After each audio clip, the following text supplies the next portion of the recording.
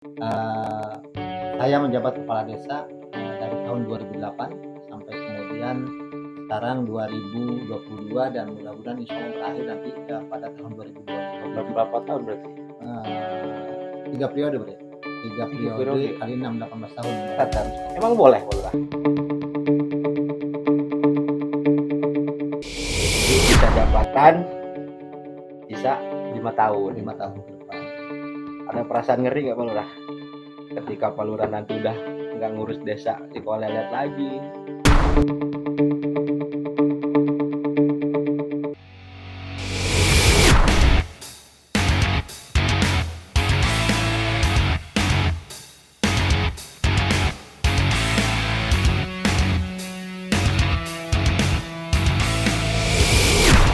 Assalamualaikum warahmatullahi wabarakatuh.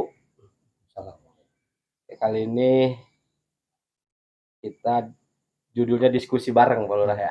Diskusi ngobrol aja lah, ngobrol-ngobrol kosong ya sepintas tentang kehidupan Pak Lurah dan eh, terkait pemerintahan di sini dan tentang desa wisata dan lain sebagainya. Mungkin nanti kita ngobrol tapi meulah kaku pakai bahasa Sunda we lah ngobrol nanya campur-campur we Pak Lurahnya campur-campur bae ya hampunten terus ngaganggu waktuna udah Pak Lurah sudah nyiapin tempat ini juga buat kita ngobrol hampunten Pak Lurah. Iya Pak Lurah, mungkin Pak Lurah enaknya perkenalkan diri dulu lah. Perkenalkan diri dulu. Ya, mungkin banyak di luar sana yang tahu Pak Lurah, cuma tahu hanya sepintas. Dan siapa sih Bapak Lurah Ojat itu? Siapa sih nama lengkapnya? Kelahirannya di mana sih? Mungkin silakan jelaskan dulu mungkin Pak Lurah. Baik, terima kasih Kang Dery. Malam ini kita bisa bertemu dan melangkah ngobrol santai lah, ngobrol santai terkait seputar kegiatan-kegiatan kami di Desa Wisata Cikolelet. Juga mungkin nanti ada pertanyaan-pertanyaan ke arah pribadi terkait kurikulum kita ya, atau profil saya, silahkan saja nanti ditanyakan. Jadi saya ingin memperkenalkan diri dulu bahwa saya nama Ojat Darojat, kemudian saya menjabat kepala desa dari tahun 2008 sampai kemudian sekarang 2022 dan mudah-mudahan insya Allah berakhir nanti pada tahun 2027. Berapa tahun berarti? 3 periode berarti. 3 periode kali 6, 18 tahun mudah-mudahan insya Allah. Emang boleh Pak Lurah? Ya, sesuai dengan Undang-Undang Desa nomor 6 tahun 2014 bahwa jabatan kepala desa itu 3 tahun, 3 periode. 3 periode. Tapi setelah ini berarti udah setelah 3 periode tidak bisa, harus ada pergantian yang lain. Gitu. Jadi 3 periode. Jadi kalau dijumlahkan itu, kalau berturut-turut itu berarti 18 tahun. 18 tahun. 18 tahun. Kalau 3, 6 tahun berarti. Ya, satu periode 6 tahun. Sekarang sudah berjalan? Sekarang sudah berjalan periode ketiga, tahun pertama. Tahun pertama, berarti ada sisa 5 tahun lagi. 5 tahun ke depan. Mudah-mudahan lancar. Jadi itu intinya. Kemudian saya, istri Sania Sopandi, istri saya. Kemudian saya punya anak 3, yang 1 perempuan, yang 2 laki-laki.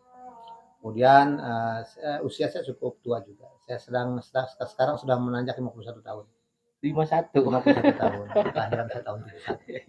Jadi itu terkait kurikulum profil saya dan kegiatan-kegiatan saya di organisasi. Sebelum menjadi kepala desa saya juga pernah dulu itu ketika event pemilu tahun 2024 saya pernah jadi ketua Panwas Kecamatan Cinangka. Ketua Panwas Kecamatan Cinangka. Kemudian juga ada organisasi kepemudaan Cinangka, saya dulu ikut aktivis juga di seputaran Kecamatan Cinangka. Termasuk saya juga pernah aktif di Pemuda Pancasila. Boleh sebutin organisasinya, Bu? Forum Silaturahmi Pemuda Kecamatan Cinangka pada waktu itu. Satu kecamatan berarti. Kecamatan. Kemudian PPM, Pemuda Pancamarga saya ikut, di organisasi kemasyarakatan juga ikut dulu. Nah kemudian setelah menjabat kepala desa, ada beberapa juga kegiatan yang saya dapatkan juga di selain kepala desa. Di keorganisasian saya aktif di Abdesi, APDESI itu adalah wadah organisasi kepala desa. Apa singkatan panjangan dari APDESI? APDESI Asosiasi Pemerintahan Desa Seluruh Indonesia. APDESI. Asosiasi Pemerintahan Desa Seluruh Indonesia. Desa. Oh, jadi perkumpulan para lurah Ya, apa para gimana? kepala desa termasuk perangkat desa di dalamnya dan juga BPD karena kan di sana pemerintahan, berbicara pemerintahan. Yang terlibat dalam pemerintahan itu masuk sebenarnya dalam koordinasian APDESI. Dan saya pada tahun periode 2017 sampai tahun 2022 saya ketua MPO di APDESI Kabupaten Serang. Sudah menjabat. Ketika sudah menjabat sampai sekarang, kebetulan sekarang kan pengurusnya baru tuh Pak Maulin Anwar di APDESI Kabupaten. Kemudian di organisasi keparawisataan saya juga aktif di Pokdarwis Kabupaten Serang. Kelompok Sadar Wisata. Kelompok Sadar Wisata Kabupaten Serang. Saya salah satu ketua Pokdarwis Kabupaten Serang. Ketua Pokdarwis Kabupaten Serang di mana ada beberapa Pokdarwis ke seprovinsi Banten. Nah, di antaranya ada 5 Pokdarwis dan kebetulan ketua Pokdarwis Kabupaten Serang. Jadi itu kegiatan-kegiatan saya di organisasi dan saya juga di samping kepala desa, saya juga penggiat wisata, berbagi sharing dengan desa-desa wisata yang lain, berbagi pengalaman, sering dipinta untuk sharing terkait pengembangan inovasi desa wisata di Kabupaten Serang. Dimana sekarang alhamdulillah nih Kang Dery di Kabupaten Serang ini sudah ada 22 desa wisata rintisan. Jadi sudah beberapa desa sudah mengikuti desa Cikolelet sekarang dalam rangka berinovasi. Salah satunya desa Cikolelet ini. Salah satunya desa Cikolelet. Dan beberapa desa lain di Kecamatan Cinangka sudah mulai bergerak juga. Seperti desa Kubang Baros, kemudian desa Mekarsari, kemudian Pak, desa Umbu Tanjung. Punten saya potong ya. Itu kategorinya kalau pengen dinobatkan sebagai desa wisata, kategori apakah harus punya destinasi wisata satu itu sudah bisa dikategorikan sebagai desa wisata? Untuk menjadi desa wisata itu ada beberapa syarat. Yang pertama adalah bagaimana kemudian pemerintah desa dan masyarakat desa setempat bisa membuat suatu organisasi penggerak wisata seperti Pokdarwis di desanya. Kemudian juga bagaimana kemudian ada payung hukum yang harus dibuat. Jadi juga ada peraturan desa terkait pengembangan desa wisata. Ada legalitas pengembangan. Dan tentunya betul bahwa ketika akan mengembangkan satu desa menuju desa wisata, masyarakat setempat bersama dengan pemerintahannya harus menggali potensi-potensi yang apa sih yang bisa dikembangkan sehingga desa itu menjadi desa wisata. Potensi apa? Apakah di situ ada tradisi budayanya kah? Apakah di situ ada kesenian tradisionalnya? Apa di situ ada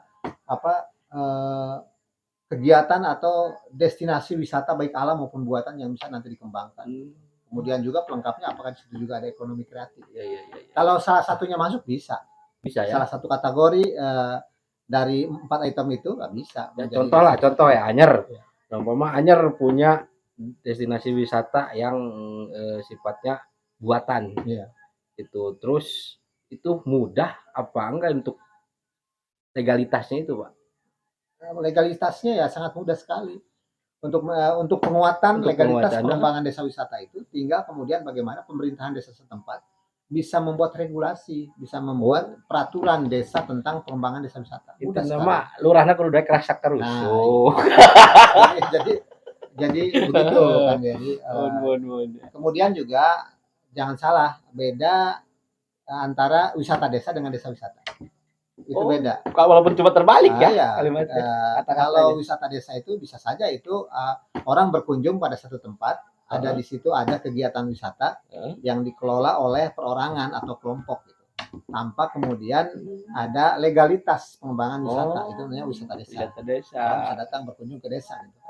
Kalau desa wisata itu memang itu syarat-syaratnya itu ada regulasi. Ada apalagi kemudian setelah kemudian nanti dibuat payung hukumnya di tahapan tingkat desa melalui Perdes, nanti ada penguatan di tingkat kabupatennya melalui SK Ibu Bupati. Sepertinya 22 desa di Kabupaten Serang itu sudah mendapatkan SK Ibu Bupati Serang. Itu sulit juga. Kalau menurut kita orang awam Pak Lurah ya. itu lumayan cukup sulit dengan persyaratan-persyaratan seperti itu ya, karena kita orang awam nggak tahu dalamnya Pak Lurah. Kalau mungkin kalau kelasnya Pak Lurah karena udah tahu dalamnya dan relasi terus instansi-instansi terkaitnya sudah menyatu ya, nggak repot juga kan gitu Pak Lurah.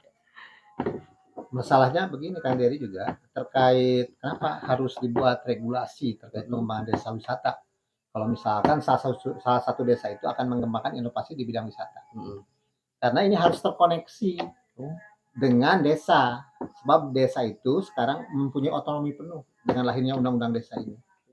Ada bantuan, sekarang kan ada bantuan per tahun itu dari pemerintah pusat dan daerah itu, yang bantuan 1 miliar per desa itu, kalau digabungkan itu. Nah itu kemudian dalam rangka berinovasi, kenapa harus dibuat regulasi? Sehingga kemudian nanti dalam rangka pembiayaan inovasi di bidang wisata itu, nanti kita bisa didanai melalui dana itu. Oh yes, paham. Tapi itu khusus untuk biaya 1 miliar itu untuk usaha aja? Tidak tentunya. Sesuai kebutuhan. Sesuai kebutuhan dari desa masing-masing. Sesuai kebutuhan. Gitu ya. Dan tidak kalah pentingnya kalau kita akan melangkah menuju desa wisata, harus ada 3 elemen yang paling penting dalam rangka pengembangan desa wisata. Apa itu? 1, adanya pemerintahan desa dalam rangka pembuatan regulasi. Kemudian adanya Pokdarwis, kelompok sadar wisata yang mengelola, kemudian memberikan sosialisasi terhadap masyarakat terkait pengembangan desa wisata. Kemudian adanya BUMDes. Bagaimana kemudian dengan lahirnya desa itu menjadi desa wisata, dari sektor jasa wisata itu ada beberapa persen masuk ke BUMDes, sehingga itu nantinya akan menjadi PADes, pendapatan asli bagi desa tersebut. Tapi untuk Pak Lurah sendiri, dari mulai menjabat sampai sekarang menjadi titel Cikolelet ini sebagai desa wisata, itu perjuangan berapa tahun Lurah? Kita memulai dan tergugah untuk berinovasi di bidang wisata ini, kita mulai dari tahun 2017. Ketika 2017 pada waktu itu dan nyalon lurah, air pertama jadi lurah saya tahun 2008. Berarti 2008. Setelah 9 tahun kemudian. Setelah kemudian saya naik ke periode kedua. Setelah lahirnya undang-undang desa. Oh gitu. Emang dulu belum ya? Belum. Undang-undang desa itu diundangkan pada tahun 2014. Oh gitu. Setelah lahirnya undang-undang desa, maka kemudian kami berpikir, karena dengan lahirnya undang-undang desa digelontorkan juga anggarannya lahir, undang-undangnya lahir, kemudian anggarannya juga diberikan dari pemerintah pusat terhadap desa. Jadi desa mempunyai kewenangan untuk mengelola anggaran tersebut. Nah, kami berpikir bahwa bantuan dari pemerintah tersebut tanpa digunakan pada hal-hal yang bersifat pemberdayaan masyarakat, maka IDM itu akan tetap stuck. IDM Indeks Desa Membangun. Indeks Desa Membangun. Indeks Desa Membangun menuju kemandirian desa. Tahapan desa itu kan ada desa tertinggal, sangat tertinggal, desa tertinggal, desa berkembang, desa maju, dan desa mandiri. Tujuan akhir daripada IDM ini dan tujuan akhir daripada undang-undang desa ini, di samping ada kewenangan otonomi yang besar terhadap desa, juga bagaimana kemudian dengan adanya undang desa dengan bantuan pemerintah tersebut, harapan akhirnya adalah bagaimana kemudian desa-desa di seluruh Indonesia akan menjadi desa mandiri. Karena kami sadar betul bahwa dana desa yang digelontorkan pemerintah itu sebenarnya sih bukan dana abadi yang akan selalu terus ada. Bisa saja dengan prioritas yang lain pemerintah, sehingga nanti dengan prioritas yang lain selain desa, mereka akan mengurangi sedikit demi sedikit anggaran desa. Nah, kalau kita tidak mulai sekarang berinovasi, nanti ketika suatu saat misalkan pemerintah menghapus dana desa, kita sudah mempunyai kemandirian desa itu sudah ada. Pengelolaan keuangan desa itu betul-betul sudah kita kuasai, sudah kita miliki karena ada inovasi desa wisata itu. Artinya kita bagaimana kemudian dengan inovasi desa wisata yang kita kembangkan ini, tujuan akhirnya adalah bagaimana desa-desa di seluruh Indonesia, khususnya di desa Cikolet, nanti ke depan akan menjadi desa mandiri. Jadi sisa jabatan, sisa 5 tahun. 5 tahun ke depan. Ada perasaan ngeri nggak Pak Lurah? Ketika Pak Lurah nanti udah nggak ngurus desa Cikolelet lagi. Tapi tidak. Kira-kira menurut Pak Lurah gimana? Begini, akan selalu muncul nanti kader-kader terbaik. Artinya sekarang kami, terutama saya, ada kader-kader nanti yang mungkin akan menjadi regenerasi setelah kepemimpinan saya.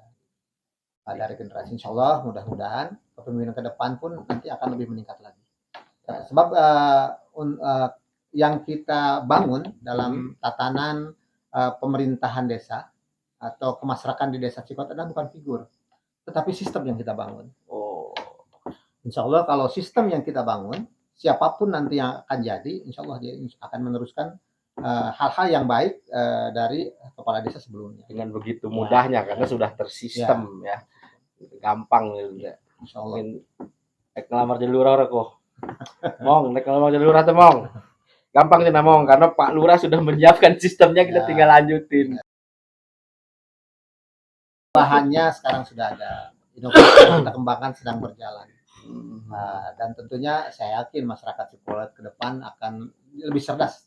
Masyarakat Cikolot lebih cerdas. Generasi mereka akan melihat ketika mereka akan memilih, mereka bisa melihat figur. Tidak begitu juga. Insya Allah pada saatnya nanti akan lahir kader-kader yang lebih baik, kader yang unggul, putra-putra daerah Cikolot yang terbaik yang akan memimpin desa wisata Cikolot. Intinya mau berusaha aja mereka ya. Mudah-mudahan ya, karena keberhasilan yang kita bangun selama ini, kalau ini dianggap keberhasilan, tapi menurut saya masih jauh panggang dari api, masih butuh usaha yang begitu besar dari seluruh masyarakat desa Cikolot. Kalau ini dianggap keberhasilan ini bukan semata-mata keberhasilan saya pribadi, tapi ini atas dasar kerja keras seluruh elemen masyarakat desa Cikolot. Gampang ya.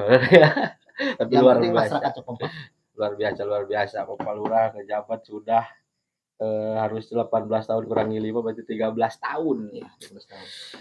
Nggak capek Pak Lurah.